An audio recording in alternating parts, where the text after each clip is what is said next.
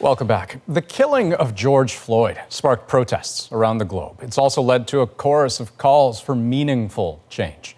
Roxane Gay is one of those voices. She is an acclaimed American writer and commentator. Her novels and essays often strike at themes of identity, privilege, and race.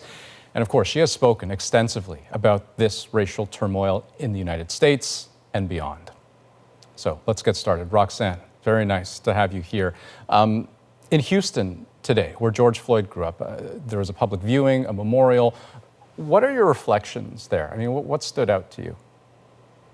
What stood out to me is just how much people are grieving the loss of this man all over the country and honestly all over the world. It is a real loss, and there is a profound amount of grief, not only for George, but for all of the Black people who have been murdered by police officers. And especially in the past decade, it's gotten that much worse. And it is painful to see the mourning. It's painful to know that it's senseless and avoidable. And I can only hope that we're going to see real change this time. But we hope that every single time this happens. Well, and just on that note of real change, I mean, it's sad to think that grief is often just a starting point for a much longer journey. And you tweeted something that I want to ask you about. So here it is. I need cops and politicians and white people more broadly to stop kneeling.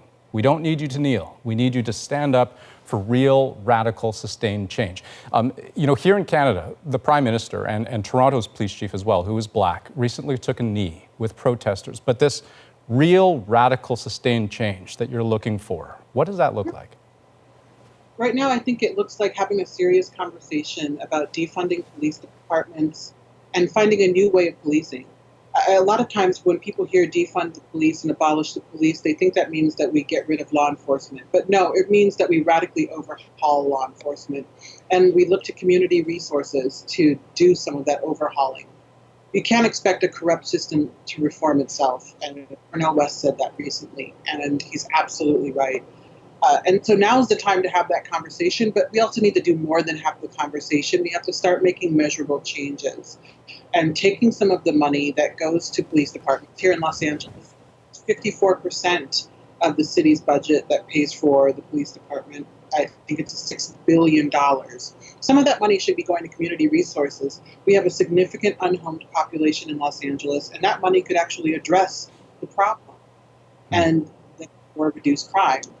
And so it's time to stop kneeling. These symbolic gestures, I just no longer find them moving. But I can't speak for everyone. Right. Well, fair enough. But let me ask you. I mean, so Toronto's police chief announced his resignation today, and his reasons not entirely clear. And I appreciate that you may not be sort of intimately familiar with the inner workings of the Toronto Police Service, but the timing is remarkable, right? And so, what would you have Canadians keep in mind on that note? I would have them keep in mind that now is the time to install a police chief who is going to be interested in reform, who is going to consider radical ideas. We don't know why this police chief is resigning, but it is an interesting time. And I do think it makes quite a statement to resign at the very moment that police are being called into question for their behaviors. And so I think we should make the most of this opportunity, not only in Toronto, but everywhere. Another point that I know you've made extensively is about how exhausted you are, continually having to address Black lives lost. But let me ask you, does this time feel any different to you? It does. And I've thought that before, so I'm hesitant to even say it, but it does feel different because people are not stopping the protests. And here in Los Angeles, we're having multiple protests every day, and that's deeply encouraging. And I'm seeing people protest who have never, ever protested. We're seeing all kinds of communities standing up for Black lives. So I do think that finally people have had enough. And fortunately, it's an election year here in the United States. And so we do have the opportunity not only to protest, but to elect officials who will enact the kinds of changes that we need to see. Right. So I'm detecting a note of hope in your voice, but what do you need to see sort of in the immediate future for that feeling to stick around? In the immediate future, I think we need to stop seeing police departments violently engaging with protesters and worrying more about protecting property than protecting people. I think we need to do away with tear gas. We need to do away with chokeholds. We need to do away with rubber bullets. We have the right to protest, and I think we should be left alone to do so.